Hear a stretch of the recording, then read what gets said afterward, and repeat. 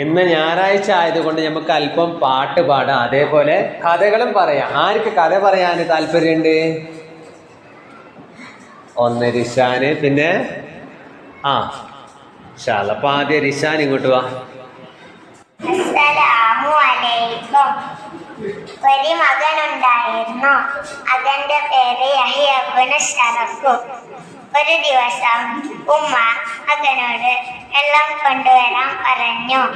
മകൻ വെള്ളം കൊണ്ടുവരുമ്പോഴേക്കും പാവം ഉമ്മ ഉറങ്ങിപ്പോയിരുന്നു. ഉമ്മയെ ഉണർത്തുന്നത് ശരിയല്ലെന്ന് മനസ്സിലാക്കിയ മകൻ ഉമ്മ ഉണർന്ന ശേഷം വെള്ളം കൊടുത്തു. ഉമ്മ മകനോട് ചോദിച്ചു, നീ ഇതുവരെ ഉറങ്ങിയില്ലേ? മകൻ പറഞ്ഞു, ഉമ്മ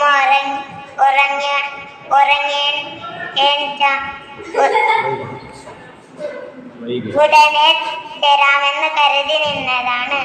ഉമ്മ തുറന്നു, എന്റെ മകനെ ഉയരമുള്ള സ്ഥാനത്തിൽ എത്തിക്കുക. അസ്സലാമു അലൈക്കും.